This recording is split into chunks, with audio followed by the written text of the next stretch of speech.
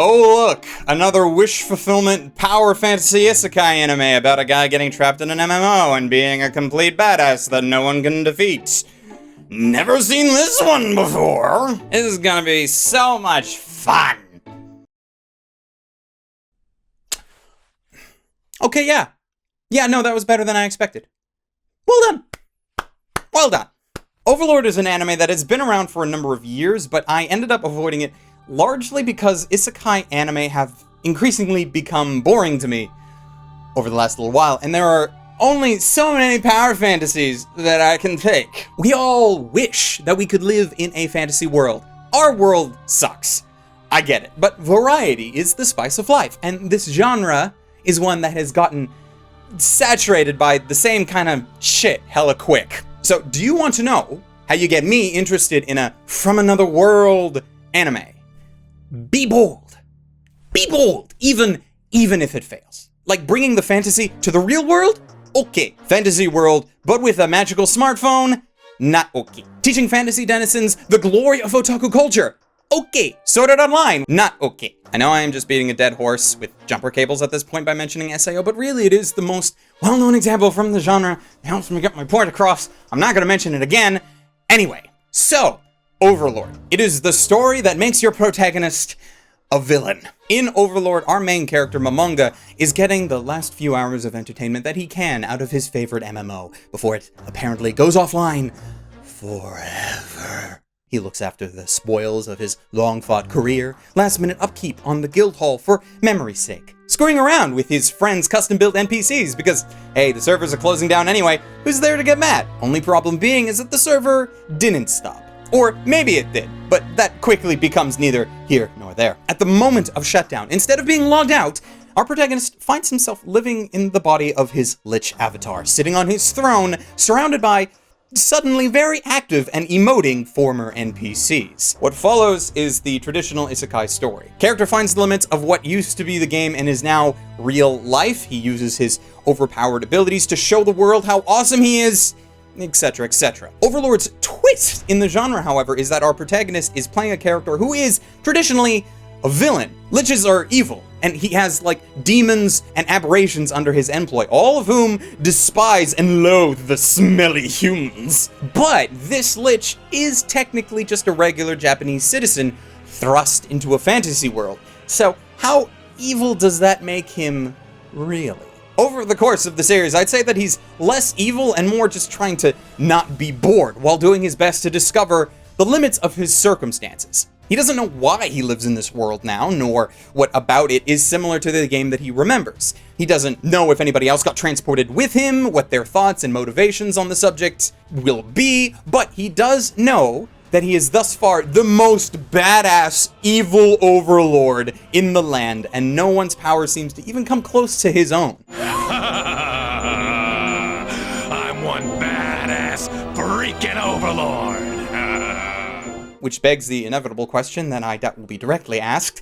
Even if he figures out how to get home, will he want to? Probably not. Because that, in essence, is why this genre has been so popular. Everyone, to some extent, has dreams at some point in their life about living in another world, a better world. And stories about characters getting to do just that are engrossing because of it. But Overlord rides a fine line between a fantasy that you can follow along with and be interested in, despite it not being about you, and masturbatory fanfiction about what the author wishes their life is like. Mechanically, Manga is all-powerful, but the way that he lives acts as guidelines that keep him in check.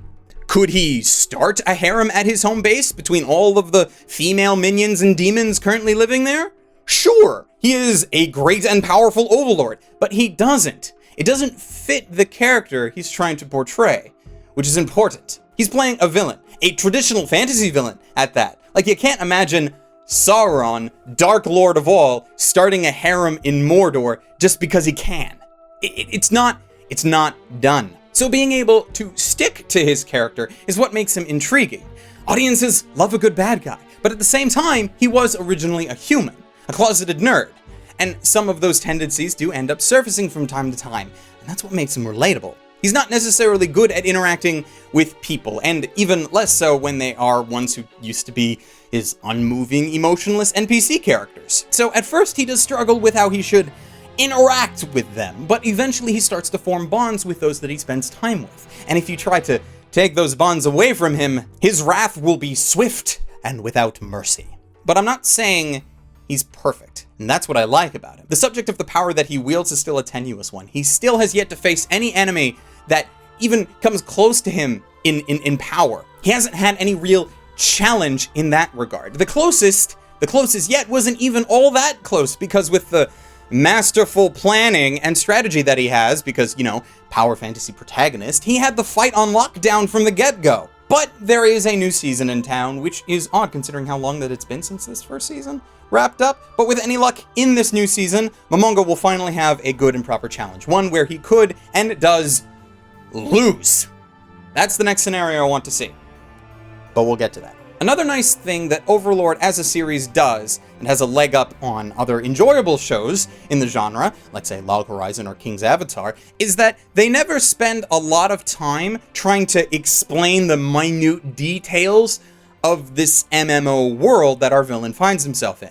It's just kind of assumed you know. But at the same time, there is just enough remnants remaining to make it believable that this was at one point a playable MMO world and not just some fantasy world look-alike. Just enough to flesh out the world, but not so much that it feels like the show wants to educate or needs to educate its audience, which is its own kind of refreshing. But there is a slight disappointment with the show. The animation. Now, having said that, I need to be perfectly clear. The animation in Overlord is not bad. Hell, by most standards, it's actually really good. So why would I call it a disappointment, though? Because this is a Madhouse show. Madhouse, for me, has a history of extremely stylized and fluid animation, and for years, they have been one of my favorite studios to produce anime for television. They still are, to be clear. But while watching Overlord, I had to remind myself that they produced this, because it didn't feel like a work that they had anything to do with. Oh hey, it's the cousin to Dean Stay Night's dragon! What the hell are you doing here? So it's just unfortunate that, to me, Madhouse is not what it used to be. But times change and studios have dropped far lower than this. But back to Overlord. Overlord is an example of a series that attempts to invert some of the tropes that made its genre a hit, trying to give its own spin on a genre that we are slowly getting more and more tired of as time passes. Like, I'm already kind of spent on it. I know some people aren't, but I totally am. This is a power fantasy of a guy who could very well be extremely similar demographically to the audience that the show is trying to cater to, but not overly so, and has enough limits on both his power and personality to stop him from being obnoxious. His supporting cast may be filled with cliché and tried and true tropes, but the method in which they are integrated into the story makes them far more endearing than they would be otherwise. Because of course, otaku overlords would create a squadron of battle-ready maids to protect their guild hall. Wouldn't you? Overall, I would like to present Overlord with the recommendation to buy it. Although I would have been far more disappointed in this show had I watched it when it aired, as the first season leaves the story kind of in a lurch. And there's nothing more at the end than just a massive tease at what could be upcoming in its future. And this has kind of prevented me from recommending it any higher, even with the second season currently airing. Because, like, for the longest time, knowing Madhouse's track record with sequels, it was unlikely to ever get a second season. Until it happened, which is surprising.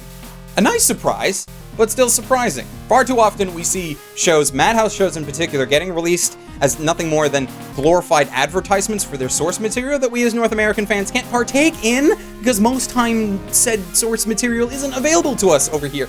And it's a sad and depressing reality that I wish just wasn't the case. But speaking of advertisements for source materials, our friends over at Bookwalker are having a sale on the Overlord manga and light novels to help promote the show's second season. From now until February 13th, 2018, buying any Overlord manga from their website will enter you to win either an Android set of some of the show's characters, or one of 5 Shikshi boards signed by Overlord's mangaka. You can also use the coupon code GRRCATA in all lowercase to get 600 yen off of any ebook in their store, or any order, rather, though this coupon will only be applicable to new accounts. And of course, the series itself is available to watch over on Crunchyroll, with a dub of Season 1 as well as a simul-dub of Season 2 available from Funimation. But if you've watched Overlord and are looking for something else of similar quality, the aforementioned Log Horizon will fulfill most of your trapped in an MMO needs. There's also a show from late last year, Recovery of an MMO Junkie, which offers a humorous take on MMO gamers specifically,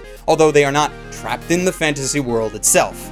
Unless, of course, you consider spending hours upon hours in front of a monitor playing an MMO to be being trapped in it. Anyway, there will be links down in the description so you can check those out as well, should they be to your liking. As always, very special thanks to my patrons who make these videos possible and support my work. You guys are fantastic, and I can't thank you enough, but specifically, I would like to thank patrons Siri Yamako, Victor Ekmark, Joshua Garcia, and Calhoun Boy for being specifically awesome. And until next time, ladies, gentlemen, and others, stay frosty.